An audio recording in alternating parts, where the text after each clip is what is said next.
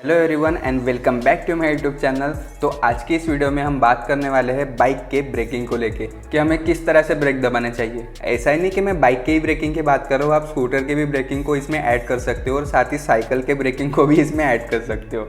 तो अभी शुरू करते हैं। बट दोस्तों, मैं काफ़ी ज़्यादा लेट वीडियो डाल रहा हूँ, उसका सिर्फ एक ही रीज़न है कि मेरे कॉलेज के पेपर्स, प्रैक्टिकल्स, सबमिशन सब कुछ चालू थे, तो इस वजह से काफ़ी ज़्यादा टाइम ले लिया कॉलेज ने। तो अभी मैं थोड़ा सा फ्री हूँ, अभी बैक टू टॉपिक पे आता हूँ कि हमें ब्रेक किस तरह से दबाना चाहिए। तो कई लोगों के मन में ये सवाल आते हैं कि हम फ्रंट ब्रेक दबाते हैं हर बार, या फिर हमें फ्रंट ब्रेक दबाना चाहिए। कोई लोग सोचते हैं कि हमें सिर्फ रियर का ब्रेक दबाना चाहिए, अभी रियर ब्रेक मतलब पीछे के टायर का। और कोई सोचते हैं कि हम दोनों ब्रेक दबाएंगे, और कोई सोचते हैं कि हम कोई भी ब्रेक नहीं दबाएंगे, सिर्फ पैर से ब्रेक लगाएंगे। तो सॉरी, अभी मजाक को थोड़ा सा साइड में रखते हैं। तो अभी बात करते हैं फ्रंट ब्रेक को लेके। तो फ्रंट ब्रेक ना काफ़ी ज़्यादा कम लोग दबाते हैं। एक्चुअल ना अपने बाइक की जो 70% स्टॉपिंग पावर होती है ना, वो फ्रंट ब्रेक में ही होती है। ये जो बात है ना, वो काफ़ी ज़्यादा एक्सपीरियंस राइडर को ही पता होती है, और जो कि बाइक के जानकार है ना, उनको ज़्यादा करके पता होती है। बाकी लोग उतना ज़्यादा सीरियसली नहीं लेते फ्रंट ब्रेक को, और ज़्यादा करके फ्रंट ब्रेक दबाते ही नहीं है। उसका रीज़न ये भी है दोस्तों कि उनके सामने कुछ इस तरह से एक्सीडेंट हुए रहते हैं कि कोई फ्रंट ब्रेक दबाते हैं और फ्रंट ब्रेक का जो टायर है वो स्लिप करके गिर जाता है। तो इस तरह से एक्सीडेंट हुए होते हैं, तो इस वजह से उनके मन में एक फोबिया सा बैठ जाता है ना, वो फ्रंट ब्रेक हम नहीं दबाएंगे, कुछ भी हो जाए हम रियर का ही ब्रेक दबाएंगे। तो इस तरह से होता है। बट फ्रंट ब्रेक भी दबाते जाइए, काफ़ी ज़्यादा काम की चीज़ है। बट फ्रंट ब्रेक को दबाने का भी एक तरीका है, ठीक है, मैं सामने उसके बात करूँगा। तो अभी रियर ब्रेक पे आते हैं। काफ़ी ज़्यादा लोग ना रियर ब्रेक ही दबाते हैं, क्योंकि उनको वही बात है, मैंने आपको बता दिया, फ्रंट ब्रेक से डरते। बट एक्चुअल जो रीज़न है ना, क्या होता है, अगर आप रियर का जो ब्रेक दबाते हो ना, उसके जो स्किड होने के चांसेस है ना, वो फ्रंट ब्रेक से भी ज़्यादा होते हैं। ये अपने दिमाग में फिट कर लेना, जो रियर ब्रेक है ना, वो ज़्यादा स्किड होता है फ्रंट ब्रेक से। और हाँ, स्टॉपिंग पावर भी उतना ज़्यादा प्रोवाइड नहीं करता जितना कि फ्रंट ब्रेक करता है। अगर आप डबल सीट पे हो ना, तब जाके जो अपना रियर ब्रेक है ना, वो थोड़ा सा प्रेशर अप्लाई करता है गाड़ी को रोकने के लिए। क्यों होता है? क्योंकि रियर व्हील पे थोड़ा सा वेट पड़ता है, उस वजह से जो रोड की ट्रैक्शन है ना, वो अच्छी खासी इंक्रीज कर देता है। बट दोस्तों, अगर आप अकेले हो, रियर ब्रेक दबाओगे, तो क्या होता है ना, अपने बाइक का जो वेट है ना, वो ज़्यादा करके फ्रंट व्हील पे शिफ्ट हो जाता है। रियर व्हील पे उतना ज़्यादा ट्रैक्शन तो रहता नहीं है, क्योंकि उसका जो वेट है ना, वो फ्रंट में शिफ्ट हुआ रहता है। तो ट्रैक्शन कहाँ से मिलेगा? तो वो तो टायर स्किड ही करेगा ना। तो इस वजह से रियर ब्रेक उतना ज़्यादा इफिशिएंटली काम नहीं करता अगर आप सिर्फ रियर ब्रेक दबाते हो तो। हाँ, अगर आप कम स्पीड पे चला रहे हो, 10-20 के स्पीड पे, तो रियर ब्रेक ऑफकोर्स आप यूज़ कर सकते हो, उतना ज़्यादा मैटर नहीं करता। बट उसके ऊपर ना आपको ब्रेकिंग में काफ़ी ज़्यादा ध्यान देना पड़ेगा। तो अभी हमारे मन में आएंगे कि हम किस तरह से ब्रेक दबाएं। तो यार, मैं कहता हूँ ना, कोई भी कंडीशन हो, आपको दोनों के दोनों ब्रेक एक साथ दबाने हैं, क्योंकि दोनों के दोनों जब आप एक साथ यूज़ करोगे ना, तभी जाके आपकी जो बाइक है वो अच्छा खासा ट्रैक्शन बना पाएंगी, और अपनी जो बाइक है वो काफ़ी ज़्यादा इफिशिएंटली तरीके से रुक जाएंगी। तो मैं आपको कुछ एग्जांपल देके बताता हूँ। अभी मैं अपनी बाइक चलाऊंगा, और अभी मैं सिर्फ फ्रंट ब्रेक का यूज़ करूँगा, ठीक है, सिर्फ फ्रंट ब्रेक का, रियर ब्रेक का यूज़ नहीं करूँगा। तो हम अपनी जो बाइक है वो किस तरह से रुकती है, ये देखिए।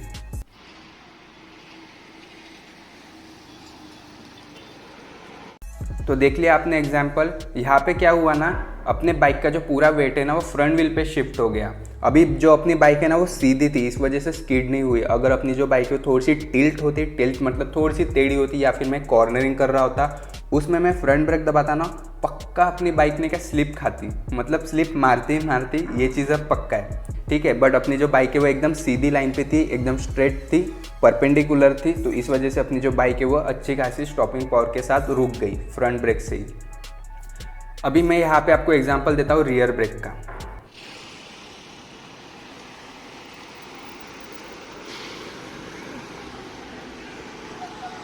ये आपने एक तो ये रियर ब्रेक ने काफ़ी ज़्यादा डिस्टेंस ले लिया रुकने के लिए, ऊपर से चक्के ने स्किड भी मारा।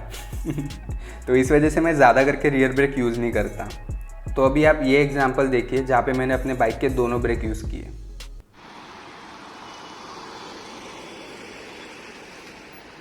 तो देख लिया आपने, ये जो दोनों टायर के जो ब्रेक्स है ना, वो काफ़ी ज़्यादा इफिशिएंट लगे मुझे। मतलब कि एक तो अपनी जो बाइक काफ़ी कम डिस्टेंस पे स्टॉप हो गई, ज़्यादा स्किड भी नहीं हुई, और इफ़िशिएंटली तरीके से रुक भी जाती है अपनी बाइक।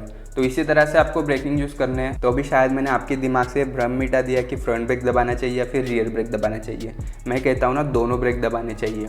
तो अभी आप ये एग्जांपल देखिए, अगर मैं अपने बाइक के सडन ब्रेक करता हूँ, मतलब कि एकदम से ब्रेक लगाता हूँ, जिसको हम पैनिक ब्रेकिंग कहते हैं, तो वो किस तरह से लगानी चाहिए, आप ये एग्जांपल देख लीजिए।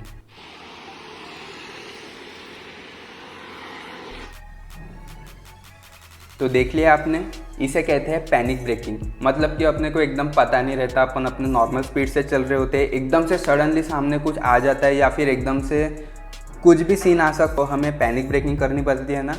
तो इस तरह से आपको पैनिक ब्रेकिंग करनी होगी। बट यहाँ पे आपको एक चीज़ का ध्यान देना है, पैनिक ब्रेकिंग के टाइम पे अपनी जो बाइक है ना, वो थोड़ी सी भी टिल्ट नहीं होनी चाहिए। टिल्ट मतलब थोड़ी सी भी टेढ़ी नहीं होनी चाहिए। आप टर्न करते हुए पैनिक ब्रेकिंग ना करें, आपकी बाइक जो है ना वो एकदम सीधे रास्ते पे होनी चाहिए, तभी जाके जो पैनिक ब्रेकिंग है ना वो एफिशिएंटली काम करेंगी।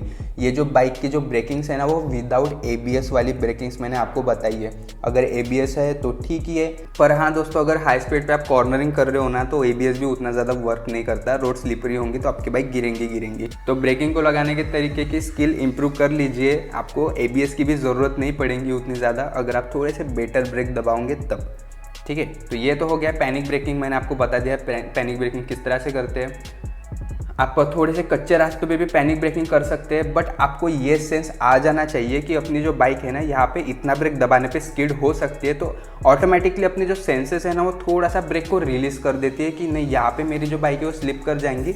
हल्का सा ब्रेक को मैं ढीला छोड़ता हूँ कि अपने जो टायर के ट्रैक्शन है ना, वो रोड के साथ बनी रहे।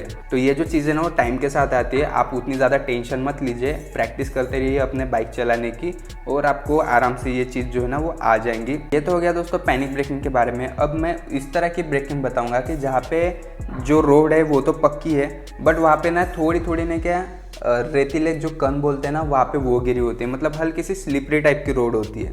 ठीक है, वहाँ पे किस तरह से ब्रेक लगाते हैं मैं आपको वो चीज़ बताऊंगा। तो आप ये एग्जाम्पल देख लीजिए।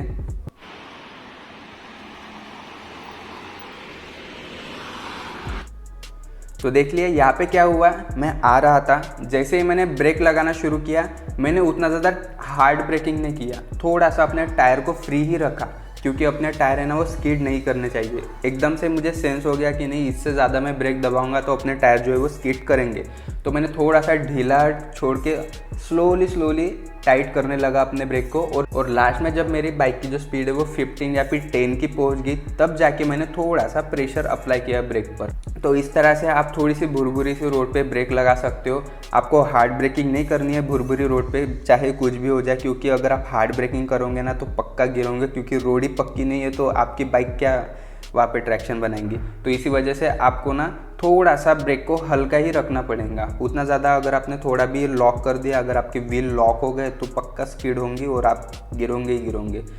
तो वहाँ पे तो कुछ नहीं कर सकते। पहले ही अगर आपको कच्चा रास्ता दिखे तो अपनी स्पीड कम कर लेना, वही सबसे ज़्यादा बेस्ट है। अभी कोई बोलता है कि हम पहले क्लच दबा के ब्रेक दबाएंगे, या फिर कोई बोलता है कि पहले ब्रेक दबाओ, स्पीड कम होने के बाद में क्लच दबाओ।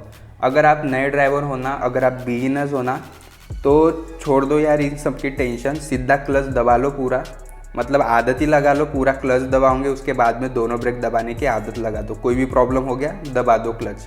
आप बिगिनर्स हो, क्योंकि ना दोस्तों आप ब्रेकिंग और क्लच को एक साथ हैंडल कर ही नहीं पाओगे, क्योंकि आपको जो पूरा का पूरा ध्यान है ना वो ब्रेकिंग की तरफ ही होना चाहिए। इस वजह से मैं बोल रहा हूँ कि डायरेक्टली आप क्लच दबा लो, उसके बाद में ब्रेक लगा लेना। और क्लच ऐसा भी नहीं कि 2-3 सेकंड ले रहे हो क्लच दबाने के लिए, हाफ सेकंड में हो जाना चाहिए क्लच दबा के ब्रेकिंग को पुश करना। ठीक है, पैनिक ब्रेकिंग के टाइम पे। बट हाँ, एक चीज़ है, अगर आप 5th गियर पे चल रहे हो 60-70 की स्पीड पे, और अगर आप ब्रेकिंग कर रहे हो, एक्सपर्ट ड्राइवर के लिए मैं बात कर रहा हूँ, तो वो जो एक्सपर्ट ड्राइवर है ना वो पहले क्लच नहीं दबाएंगा, वो पहले ब्रेक दबाएंगा।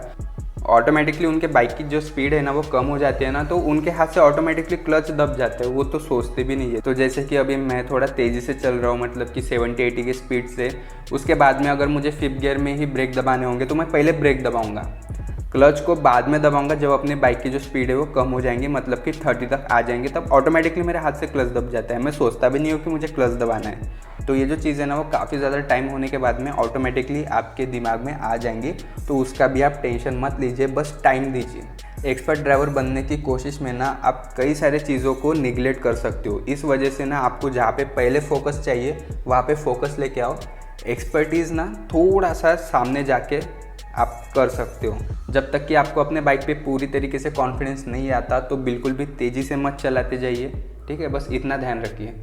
और बस दोस्तों, आज के वीडियो में बस इतना ही था। अगर आपको वीडियो थोड़ी भी इंफॉर्मेटिव लगी होंगी तो प्लीज़ मेरे चैनल को लाइक कर देना और सब्सक्राइब भी कर देना। मैं जल्दी से मिलता हूँ आपको नेक्स्ट वीडियो में। तब तक के लिए स्टे ट्यून्ड रहना और हैव अ नाइस डे।